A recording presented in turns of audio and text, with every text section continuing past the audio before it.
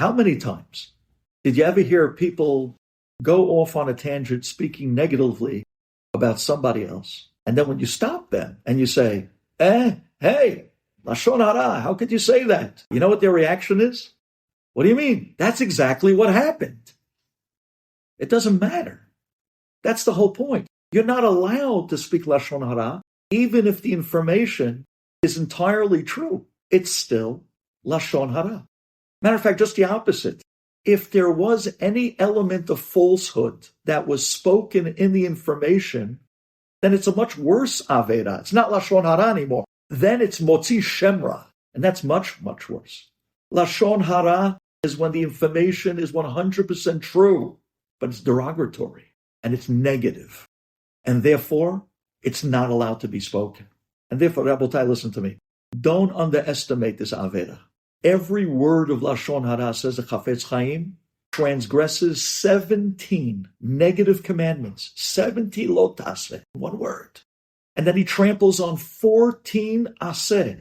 Do you hear that? Every word of Lashon Hara transgresses 17 negative commandments, lo taseh, and 14 mitzvat aseh. And therefore, think before you speak. Your mouth cannot be hefker.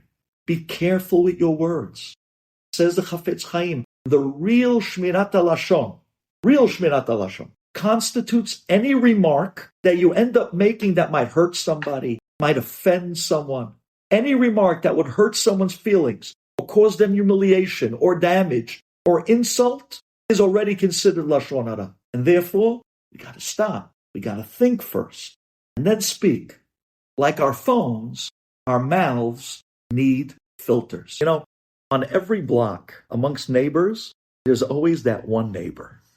The one that knows everybody's business, and boy, do they have this drive to share their information with everyone on the block, from what's coming in and what's going out, chas v'shalom, from the dirt on people, and the details of people's lives that not everybody really wants to share. Sometimes in yeshiva, you have that guy in the back room, in the coffee room, who knows exactly who's getting kicked out of yeshiva, who's getting engaged, whose engagements are breaking any day, and so on. These people know everything about everyone, and they love to share the information in spite of the fact that it is information that's clear and absolute gossip. This person is called the Baal Lashon Hara. The end. The Baal Lashon Hara. A person who habitually speaks Lashon Hara constantly is considered a Baal Lashon Hara. And their punishment is far, far worse than typically someone who every now and then slips up by speaking what they shouldn't. This Baal Lashon Hara, he's in a category of his own. It's on him that the Chafetz Chaim would always mention the famous Rambam. The Rambam says that when someone speaks Lashon Hara, he's over tantamount to the Gimel Averot Chamurot. Could you imagine that? He speaks Lashon Hara, it's like murder, it's like adultery, it's like idol worship. Says the Chafetz Chaim, yes, that is referring only to a Baal Lashon Hara, someone who speaks Lashon Hara habitually, constantly. Them, they make no effort to restrain themselves from what they shouldn't say. They're real gossipers, and their mouth is completely hefker. These people suffer in this world, and they lose their portion in Olam Haba. Unbelievable. How do we break out of this category of people? These people, the Baal Lashon Hara, they're in a category of their own. How do we break out of this category of people? Says the Chafetz Chaim, by learning the laws of Shmirat HaLashon, you're making a conscious effort that these halachot mean something to you. That already takes you out of the category that you are not considered halachically a Baal Lashon Hara. And now, even if the guy slips up every now and then, and he does say every now and then something he shouldn't, but a Baal Lashon Hara, he's not. This is the great importance and the obligation to learn Shmirat HaLashon every single day. It serves as an awareness to think before you talk, but it also stands as a testimony on me and you. It's our badge that we wear. I am not a Baal Lashon Hara. How many times have you heard someone say, come on, you can tell me I'm your best friend? How many times have you heard people say, we're so close, we're transparent, we don't hold anything between each other. Between me and you, come on, everything goes. Sometimes people use their relationships, they use their friendships, or even their authority sometimes, to squeeze out and pressure others to say Lashon Hara that they know they should not say. Even a teacher, a Rabbi, a principal who has a power or an authority over a person, that they can actually get you in trouble if you don't give it over, or a good friend who wants to use their influence to pressurize you. At the end of the day, Lashon Hara is forbidden to be spoken even when pressured by others. No matter if it's a parent, no matter if it's a Rebbe, or even if it's a best friend. And sometimes the toughest one to hold out on when it comes to being pressured not to say Lashon Hara is your wife, because she takes it so to heart. What do you mean? I'm your wife. We're like one person. We don't hold back anything from each other. And she pressurizes you sometimes to reveal things that you know you're not allowed to say. Nonetheless, Borei Olam told us, pressure or not, you're not allowed to say Lashon Hara, period. Now this is amazing. This halacha applies even to someone who is being pressured to speak Lashon Hara at the expense of losing their job, where their boss comes along and says, I want to know right now what happened. I want you to tell me exactly every detail. And you know it's absolute Lashon Hara. It is still forbidden to give over or break under pressure and to speak Lashon Hara, even if it means that he's going to lose his job or his livelihood. This is unbelievable. A person's relationship can be affected, his friendship. He could even lose his job, his livelihood, to support his family. But Hashem says, don't succumb to the pressure. Don't speak Lashon Hara, period. Says Borei Olam, through this, that you held out and sacrificed at a tough moment of pressure, and you did not give up the Lashon Hara in spite of the friendship that was at stake. I'm going to bless that friendship. You did not give up the Lashon Hara in spite of the job that was on the line. I'm going to bless you in your livelihood. You're not going to lose out from doing the right thing and not speaking Lashon Hara. Now guys, I want to go back to the days that you probably remember of any award-giving ceremony. It could be in school, when it came to a graduation. It could be at the end of the summer in camp, on the big banquet, when they would give out awards to all different kids. And the parents are there present. Do you know that over the years I've watched that so many awards were given out to kids when they might have not really deserved it fully, but in order to strengthen the boy, to boost him, specifically to give him that confidence, to make him look good in the eye of the public, was something that we capitalized over the years. We gave VIP awards and MVP awards and awards for midot and awards for all different types of wonderful areas, just to make sure that everyone in that ceremony comes out with an award. And I remember one time a parent walked up to me and said, I know that my kid didn't play as well as the award you just represented him at the end of the summer, but you don't know what it meant to me that you made my son look good in the eyes of the people. Gentlemen, the great yesod of Shmirat HaLashon, the great prohibition against speaking bad against other people, is Hashem telling you, it's not just that I don't want you to speak bad about my kid, but I don't want you, chas v'shalom, to cause my son to look bad in front of others as well. His reputation is on the line. His family is on the line. If you're going to say that, what is it going to make my kid look like? It's not just the act of speaking that Lashon Hara is vile, but it's the result that come out of what you said. You made my kid look bad. That's doubly the fury behind the Avera of Lashon Hara as well. The results, not just the act. And if this is the case, I think you can understand today's halachot wonderfully. This is why Chafetz Chaim tells us, be very careful. Refrain from speaking Lashon Hara, even if your reputation is on the line. Even if by not saying the Lashon Hara, you're going to end up looking like a fool. So you're going to say Lashon Hara to kind of protect your own reputation. Don't say it. Don't make my kid look bad. Or even maybe you're going to say the Lashon Hara to get somebody else from not hating you, because you want to protect yourself in a certain way. And by doing so, you have to speak Lashon Hara. Forbidden. Don't make someone else look bad, even if it's at the expense of your reputation or even the feelings of sometimes other people. It's because of this that the Chafetz Chaim goes on and says that you must refrain from Lashon Hara even when it's in the written word, even if you're not speaking. Remember what we said. It's not about the act of speaking. It's about the results that you caused through giving off a negative message about one of my kids. And therefore, to display written material that will make someone else look bad is Lashon Hara, and it's not allowed. Even facial expressions. When you make a facial expression and give off that somebody else is not up to par, or somebody else is not as good as they look, or a facial expression like that was lousy, these facial expressions, although they're not an act of speaking, the result is the same. You made my kid look bad through those facial expressions. That is also considered Lashon Hara, even if a person includes themselves in the Lashon Hara. Sometimes people think, what do you mean? But I said the story over and I was a part of it. And I put myself down at the time together with the other person. Even if he demeans his own self, it's still Lashon Hara, because the result still came out that you made someone else look bad, and that someone else is God's kid. Don't you make my kid look bad. That's my kid. I want you to make him look good. Do you have kids? Do you have siblings? Do you have parents? Do you have loved ones? Hashem says, listen to me well. The laws of Shmirat HaLashon is really to represent my kids the way you would want someone to represent yours. Lahefech!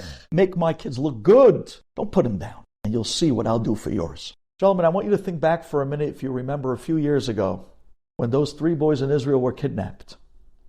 Everyone in Klal Yisrael, no matter what their religious level was, everyone was looking to do some sort of zichut, to be able to have a happier ending for what took place on that tragic situation of those 3 korbanot for Klal Yisrael. And at the time, even the least to the most of religious had a Tehillim in hand, and we were looking to do things to be able to have Yeshua for those boys and for Klal Yisrael. I remember we asked the Gadol, and he told us, as a shul, not only should you continue to pray by P'tichat HaEchal, but for your night Seder, learn an extra minute or 2. If your night Seder goes from 9 o'clock to 10 o'clock at night, he told us, instead of starting our beat at 10 o'clock, start it at 10:02. So we got up and we announced to the entire room, guys, tonight we're learning from 9 to 10:02. We're adding an extra 2 minutes of learning for the Yeshua of the situation of these 3 kidnapped boys.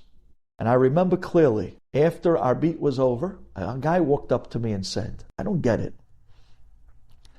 2 minutes? What is 2 minutes going to do? And I said to him, my friend, it's not 2 minutes of learning. How many guys did we have in the room at the time? We had 100 guys by our night Seder.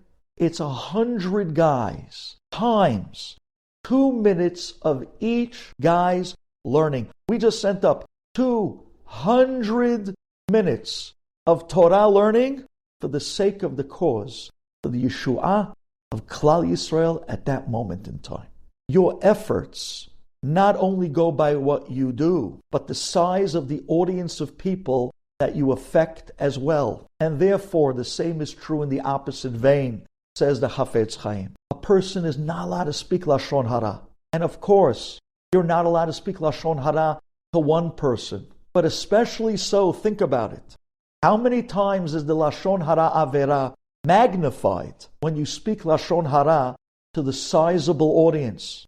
Could you imagine you walk up to a large group of people and you start speaking Lashon Hara? It's not one sin, but the sin of the Lashon Hara is magnified, lefi the size of the group. So if he's speaking a certain amount of words of Lashon Hara to 10 people, it's 10 times the words of Lashon Hara that's coming out of his mouth. And therefore says Chafetz Chaim, careful not to chas v'shalom fall into sin, let alone to magnify the sin. It's amazing. Any statement we make that's derogatory is Lashon Hara.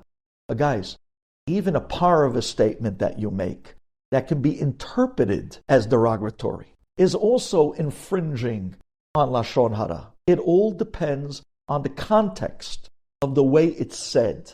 Sometimes it could be the expression or the sound or the way it was said with a certain knetch to the words that can make the difference between permissible or Lashon Hara. For instance, someone says, that family, the kids are very lebedik there.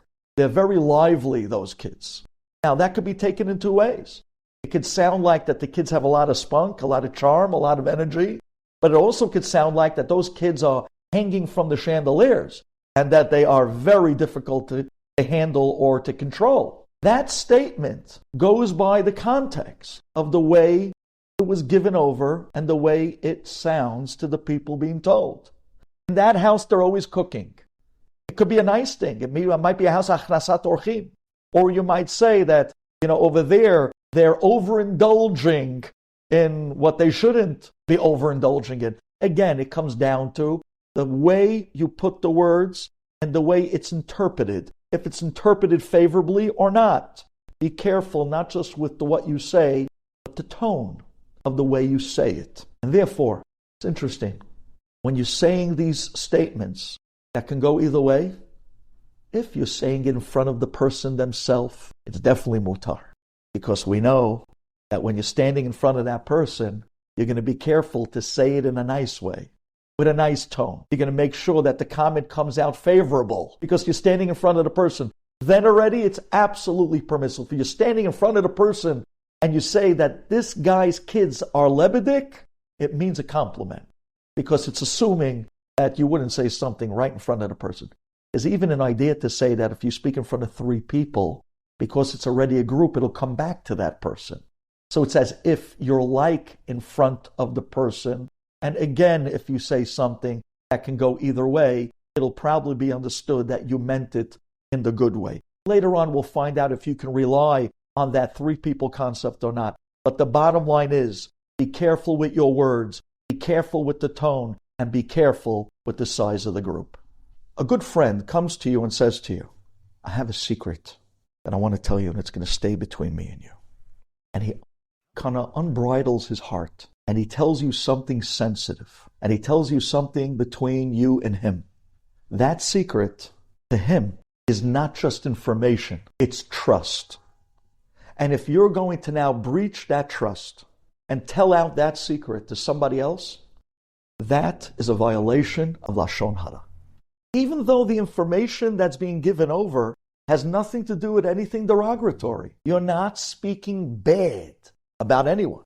But because it was given to you in confidence, and it was told to you, hey, I'm trusting you.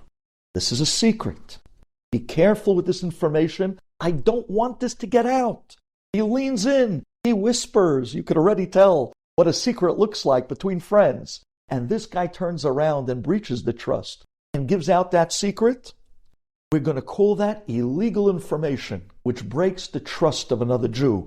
That is also classified as forbidden speech and Lashon Hara. If this is the case, we could step up now to another halacha. And that is when it comes to board meetings, when the committee comes together on any project of any level, and they have a meeting in confidence, and everyone's giving their opinions, and at the end of the meeting, there's the vote, where they're going to vote now on a specific certain decision that's going to affect many people. It's going to affect the entire shul. It's going to affect the entire organization. It's going to affect maybe sometimes a family or families or a block that have a meeting between people, and the Gabayim come along and they sit together to make a decision for everybody else, the Kahal. The information that goes on in that meeting and who voted for what is absolutely illegal to give over to the outside. You broke the trust and the confidence of the people that were there in that meeting. At that moment, it's a breach of trust. It's a breach of confidence. And that is called as well Lashon Hara. So the guy leaves the meeting and someone runs up to him and says, "No, what happened? What was the final decision?" And you know what the guy says? "I voted that we should do the extension, but I was outvoted." That is absolute Lashon Hara, because you're basically giving over what your position was, and they could understand by that which he was outvoted the other people who took a different position. that is a breach of trust, and it's giving away a certain secret of information. That already is considered Lashon Hara. And even if you're under duress and they force you to tell you what happened in the meeting and who voted for what, still, you're not allowed to give away that information, and it's clearly Lashon Hara. Rabotai, think about this for a minute. To give away a secret, Lashon Hara. To give away private information of a meeting, a board meeting, Lashon Hara. Think about it. Hashem, He keeps me and you private. Hashem does not allow the averot of people or even their inner feelings to be known on the outside to others because He's so careful with your privacy. You're required to at least be willing to do the same. Now, Rabbi, I want to tell you that the following words is not a paid advertisement for the United Association of American Rabbis, but I do want to explain to you a little bit of the feelings of what goes on the other side of the pulpit. This is a word from the other side of the pulpit. When a rabbi or even a lecturer, a Torah lecturer, gets up to give a dirasha, and people get up and start running out of the room to leave before the dirasha begins, whether it be a Sudat Shalishi dirasha, whether it be a Friday night dirasha, whatever dirasha it might be, what's amazing is that the vibe that's given off is, I don't want to get stuck in this speech. Now, what constitutes Lashon Hara, believe it or not, is demonstrating something that sends a vibe that the other person is going to look very bad from. It makes it seem that what they're about to do is not of worth to stick around. And therefore, the actual getting up and leaving from a shir, Chazal talk about it as something terrible. Let alone, it's forbidden to mock or make fun of a public speaker that's giving a shir, or a rabbi, or a rebbe that's giving a shir. Words like, it was boring, or he wasn't so prepared, or to say like, when someone mentions, wow, that was a great shir, and the guy next to him says, I heard better. These words are absolute Lashon Hara, let alone the guy that says, I fell asleep a few minutes into the class. That already is absolute mocking, degrading of the speaker and of the Torah he's giving. And those are absolute forbidden words, Lashon Hara. Better approach the speaker and privately advise him, hey, I think that the material would be given over so much better, so much more appreciative if you would start with the story, you'd come with the this, the that, and give them a little bit of an example or a tutorial to make the share that much better. You'd be mekayim ve'ahavta l'reacha kamocha rather than Lashon Hara in the opposite vein.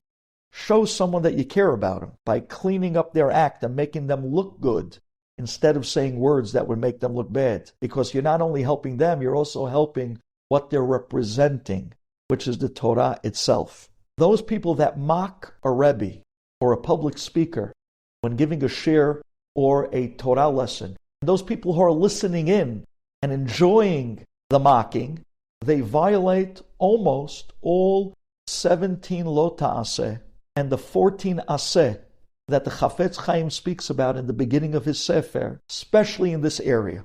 They're also thrown into the category as a Baal Lashon Hara, because this particular category is extremely stringent, more than the typical Lashon Hara. And not only that, what the Chafetz Chaim says, people that mock public rabbis or public speakers do not end up beholding the Shekhinah in the world to come. By mocking a Torah lecture, by mocking a shir, by mocking a Rebbe, you're mocking and degrading the Torah itself. You know, sometimes people find that their popularity amongst their friends is that they're the funny guy, the joker, the entertainment of every little schmooze or sit down. And the guy knows by now that he's looked to by everyone as the one to bring a laugh to the table. Now, the truth of the matter is, this guy's very talented. He's very polished with his words. He has a very sharp tongue. And at the same time, he knows how to get people to laugh. And even so, although his jokes are not motivated by hatred at all, the guy is a good guy, and he really loves people. and he loves the attention that he gets from people. But since by making those jokes he comes off in a derogatory way, that already is Lashon Hara. And he's not allowed to be funny at the expense of other people. And this is amazing because we have this all the time. Although he has no intent. He has no intent to disgrace anyone. But because what he's saying is going to be hurtful or damaging or make someone else the butt of his joke and put them in a certain light of disgrace, that already is absolute Lashon Hara. And the guy says, but what do you mean? I was just joking. Come on, can't you take a joke? It's just light humor. But if it's against somebody and it hurts their feelings, it's absolute forbidden Lashon Hara, period. Rabotai, what about somebody who causes an indirect damage to somebody else by saying something that's derogatory, and they absolutely don't mention any names? And I think we hear this a lot, where someone will tell over a story, and they give you every detail in the story, and from the details you can kind of figure out who they're talking about. And at the end you tell the person, but you're not allowed to say that. It's Lashon Hara. And the person said, what? I didn't say any names. I didn't tell you who. Yeah, but you said it happened to the person that sat behind you in class. So we already kind of understand exactly what you're talking about. That already is Lashon Hara. Details were given in a storyline, even though no names were mentioned, but we can figure out who you're talking about. Absolute Lashon Hara. Hey, but there's somebody else who's really crafty. Now this guy is a little bit on the sharper side of things. They figure out how to say a very general statement, but in a way that they can tell you certain pointers that indirectly will hurt somebody else. For instance, the girls, when they graduate high school, so they have this thing, head of geo. It's a big thing to them, right? So like one girl turns to the other and says, sometimes that position of head of geo is because the person's father, gave a lot of money to the school. Now, she's not talking about anyone in specific, but we can understand what she means because we know who ended up getting the position. So she said a very general statement. Sometimes the schools give these prominent positions to people who their parents give a lot of money to the school. But at the end of the day, it was stated craftily enough that we know exactly who they're talking about. In an indirect way, it's extremely damaging. Sometimes you hear people say, well, if I had money like other people in this neighborhood, I'd be able to get my kid into that school as well. Now, the person listening starts thinking about all the people who have their kids in that school who have money. And indirectly, now they understood that this person just gave over a statement that indirectly harmed or spoke Lashon Hara about somebody else. This is as well completely forbidden Lashon Hara, period. Rabotai, think about it for a minute. Borei Olam, when he brings down the good of this world, we want it directly. And chas v'shalom, when things that are not so good are brought down to this world, we don't even want it indirectly. It's funny, you go through life and you meet all different types of people, and every now and then you bump into a person who really knows how to play dumb, where they have a certain plan in mind, a certain objective, a motive, but they know how to play very innocent and dumb in a certain way to bring out a result which would seem to be so innocent and sometimes so dangerous. It's funny how when a person can come off speaking Lashon Hara about someone else, and then they come off kind of defending themselves and saying, really? Oh, I didn't realize. I didn't know that was us. I didn't realize that was Lashon Hara. Or I didn't realize you know the person I'm talking about. Or I didn't realize that saying that would make the person look bad. And all these little I didn't realizes is in certain way playing the dumb card to bring out an underhanded way of pretending, not realizing that what's being spoken is real Lashon Hara. At the end of the day, pretending and not realizing is not an excuse. It's absolute degrading information. It's Lashon Hara, and it's forbidden, period. Regardless if the person claims that they realized or not. And even if no harm comes out of the Lashon Hara, even if a person goes and speaks Lashon Hara, and there's absolutely no harm that comes out of it, they know their audience. They know the people that are listening, and they know that the people that are listening to what they're saying aren't believing what they're saying. Still, whether they believe what you're saying or not, if you're speaking bad about somebody else, it's derogatory, it's forbidden, and it's Lashon Hara, period. And the person's going to need kapara, regardless if they believe it or not. And Rabbi, listen to this. Even if you're confident that no harm will come out of the Lashon Hara, you're going to tell about somebody else. Where, for example, the guy says, it's okay, you can tell me. I'm not hiring the guy anyways. Doesn't matter. What you're going to tell me now does not have any reflection or effect to my decision regardless. I already made up my mind. I'm not hiring him. I'm not dating him. You can tell me. Or they might say the opposite. I'm dating him anyways, regardless of what you tell me. I like the guy. I'm going to date him regardless. You can tell me whatever you want. It's not going to change my mind. Doesn't matter which direction they're going. Lashon Hara is forbidden to be spoken regardless if the person is confident that no harm will come out of it. Still, you're not allowed to speak Lashon Hara, period, and it's forbidden. I think that when you hear this halacha be'eyun a little deeper, you'll understand and appreciate a new definition to the word harmless. When it comes to Lashon Hara, there's no such thing as harmless. Maybe right now, for the moment, what you're saying might not harm the person. Maybe right now, for this moment, the negative information that you're giving over about this person is not relevant to the person that's listening at this moment. They might not believe you, or it might not go anywhere, or it might not harm the person. But you just planted a negative seed in the mind of another Jew about somebody else. And those negative seeds, later on, can give off negative fruit. In an American society, we have this saying that seeing is believing. In Judaism, we know good and well that what you see in this world is never what you get. And seeing is absolutely not believing at all. But rather, there's always more than what meets the eye. And therefore, a lot of times we find ourselves living in a very judgmental society when we should have already picked up in life that seeing is not believing. If, for instance, you would see somebody who's God-fearing, a very Yirat Shamayim, God-fearing person, and that person you saw doing something questionable, either morally or religiously, at that point, we are required, we are chayav, to judge that person favorably. And even if it seems that you're looking straight away at what seems to be terribly wrong, but if it's a God-fearing person, a Talmid Chacham, forget about it, 100%, not even more so, but even a God-fearing person, we are required to judge them favorably.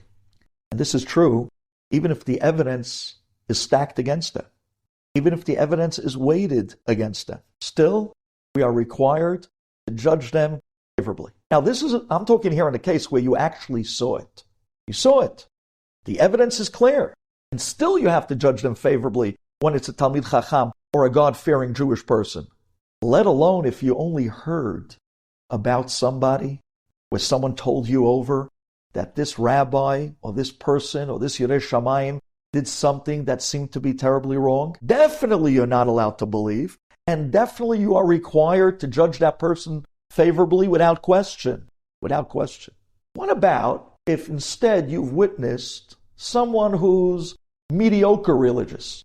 You know, someone who does slip up every now and then. We all slip up every now and then. But someone who's mediocre religious in their observance of Judaism is what I mean. They're already, even if the evidence is weighted against that person, it's still proper not to judge anyone.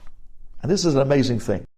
Look how important it is to hold judgment, just like you would never want to be judged by anyone else. Don't judge other people. Now, we're talking here clearly about the concept of judging. However, when it comes to Lashon Hara, even if you saw somebody who's not religious and they're doing something that's extremely wrong and the evidence is clear, and you might even think to judge, but to say over what you saw is never allowed. That's without question. Gentlemen, how many times in life there were things that happened that at first glance looked one way and then later on panned out to be completely the opposite? How many times you met people in life that your first impression you thought they were one type of person, and then as you got to know them, they turned out to be totally somebody else. Turned out to be a great guy. I don't have to tell you the famous story about that rabbi on the plane on the way to Israel, and while everyone got up to pray Shachrit, he sat in his chair and didn't even take out his tefillin. And when it came time for this guy walking down the aisle, he walks by the rabbi, he sees the rabbi's reading the Wall Street Journal while he expected him to have a sefer or something. And the story goes on and on. I'm not here to tell you the story, but I am here to tell you the end.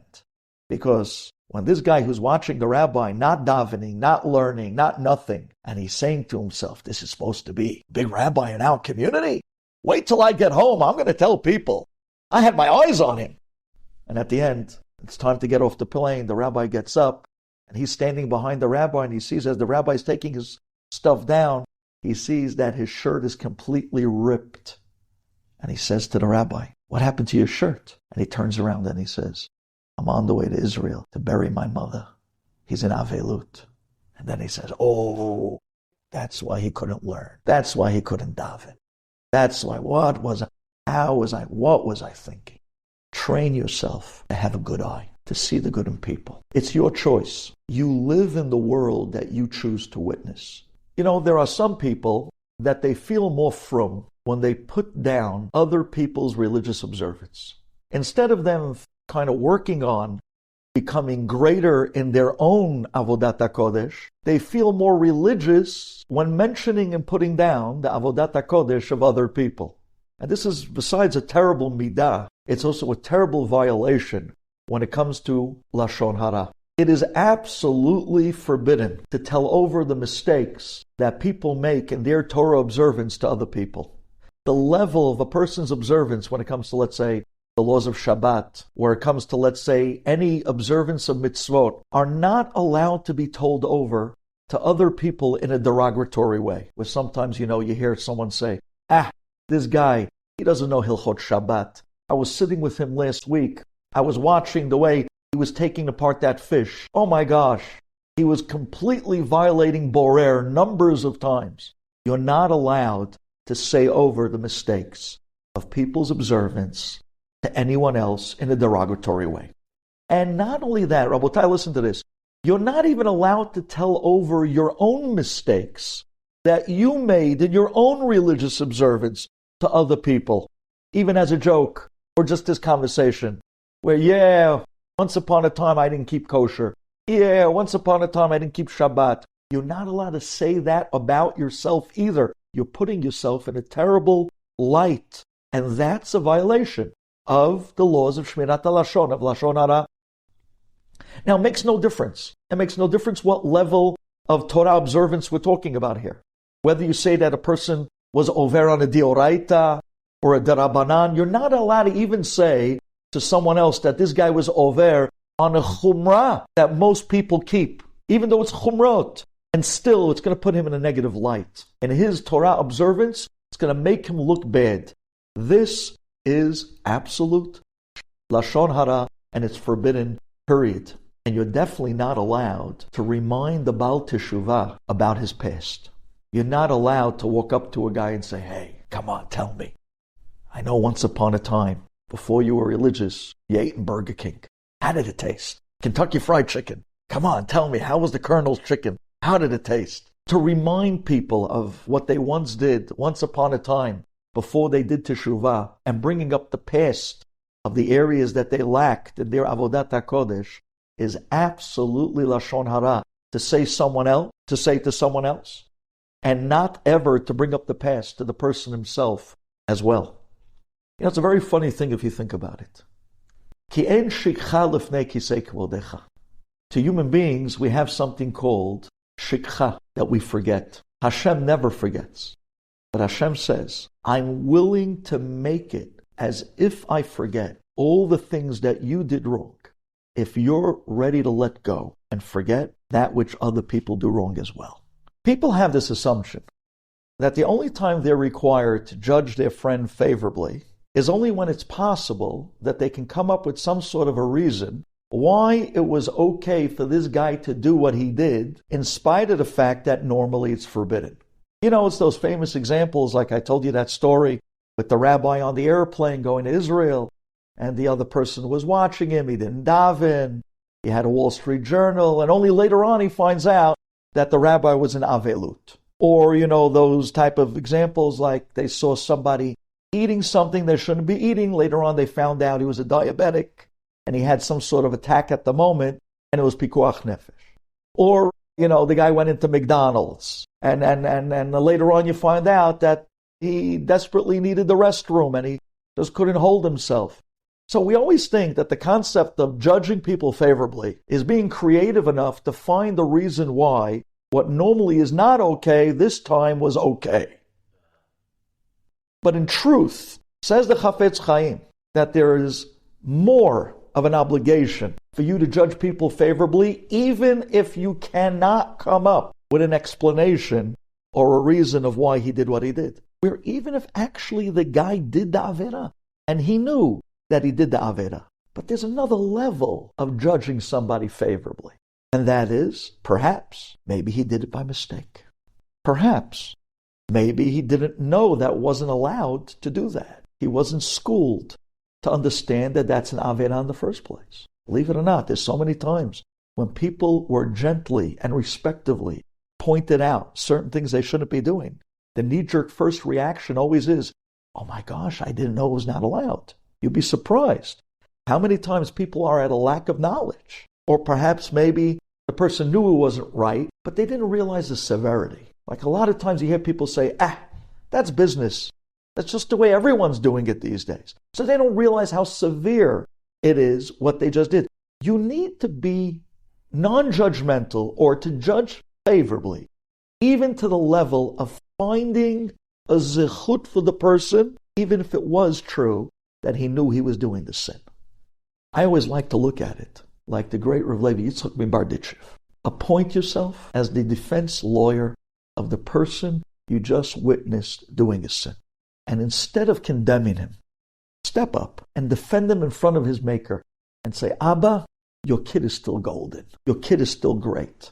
I bet the only reason why he did that was because he didn't know the severity. Or I bet if I would school him quietly on the side, you'll see he'll never do it again because he didn't realize it was wrong in the first place. You have no idea how delicious, you have no idea how beloved those people are in Hashem's eyes, the people that defend his kids rather than put him down. And therefore, if chas v'shalom you do see somebody that is doing an Avera, and the chance is that he might know that he's doing something wrong, judge him favorably and never, ever tell over to someone else what you saw. That's absolute Lashon Hara. There's nothing to talk about. Either way, if it's clear, what happens if the guy does an Avera and you know this guy, and you know that he knows that this Avera is severe, where like let's say, he did it in hiding, in a way where he understood it was bad, but he just couldn't help himself. So if this is a religious frum Jew, generally, frum religious Jews, Yerei Shamayim, stay away from Averot. And if he's caught in private doing a certain Avera, it's forbidden to tell anyone. If you find out that this guy did a sin in private, it's forbidden to tell anyone.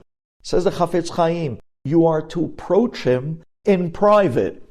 He did the sin in private, approach him in private and encourage him to guard himself.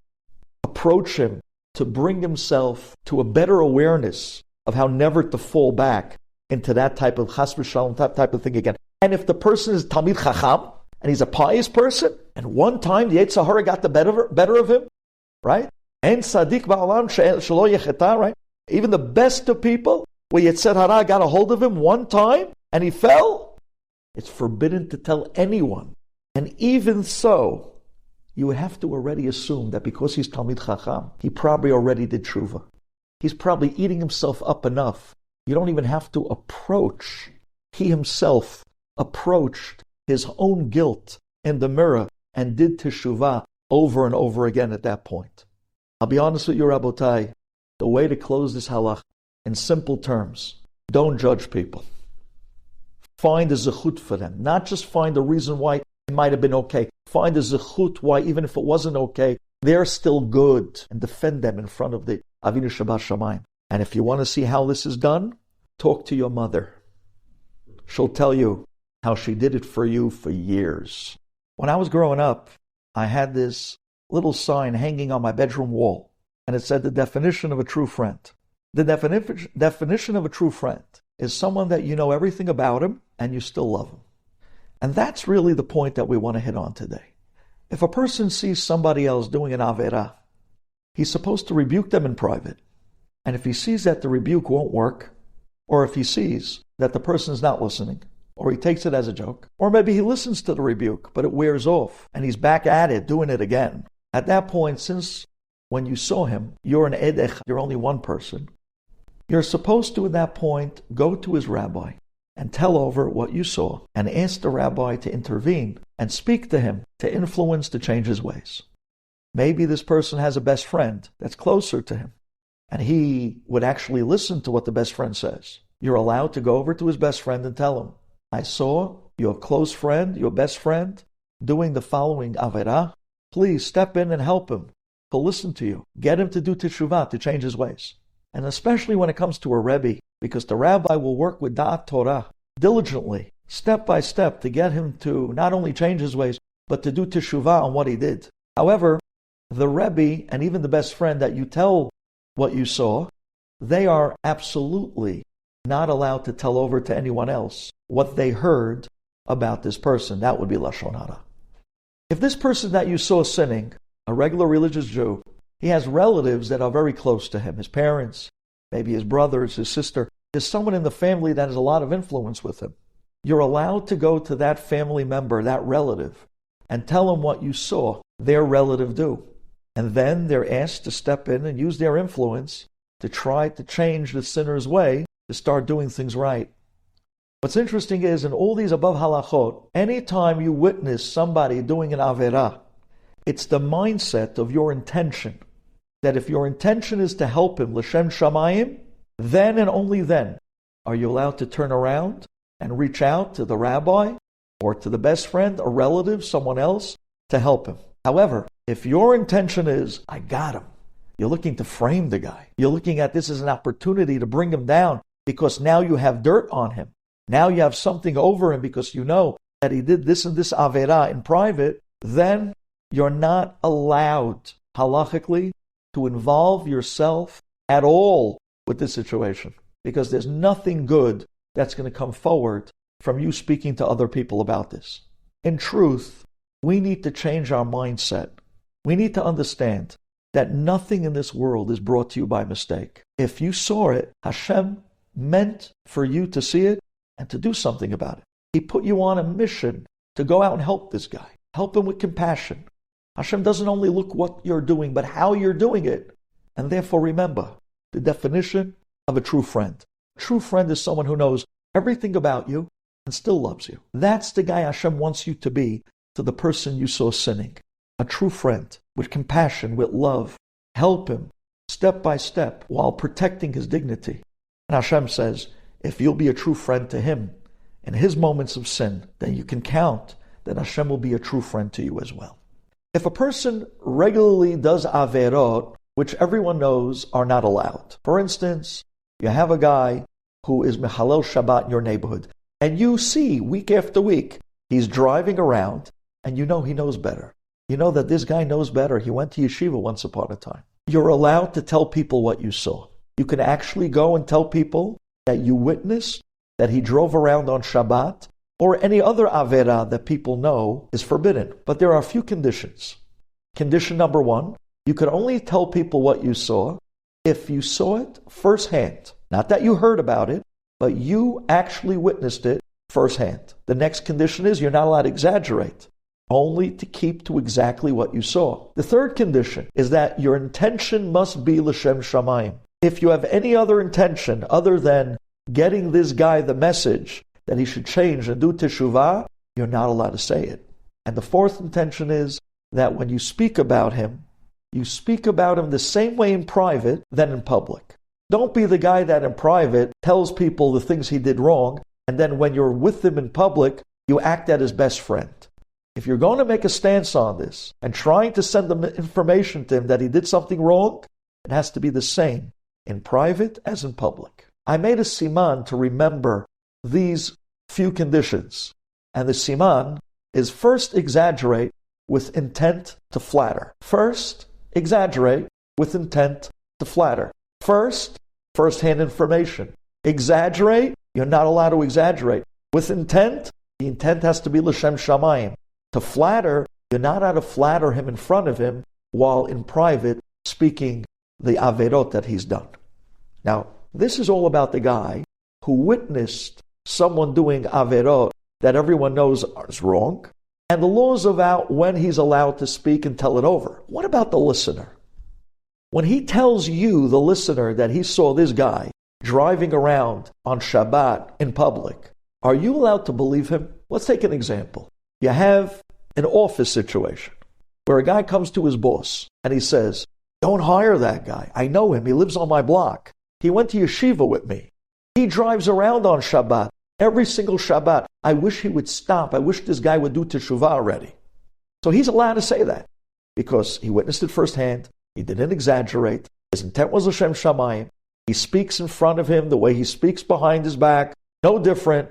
What about the boss? Is the boss allowed to listen and believe what he's telling him about the guy that he's thinking of hiring? The halacha states that the listener is not allowed to believe the accusations to be true, but he's allowed to be skeptical about the guy in order to protect himself, in order to protect his business, or maybe the environment of his business. Until the information is proved to the listener as first-hand information that's true, the listener is not allowed to believe it as truth. But once the information is proved to the listener to be true 100%, and he finds out that really this guy, he constantly is a regular sinner on averot that everyone knows is wrong, then even if other things come up in the future about this guy that's questionable, he can assume that he probably fell in those areas as well, and he no longer has to give him the benefit of the doubt. It's amazing. You know, young people are known to say, don't believe everything you hear.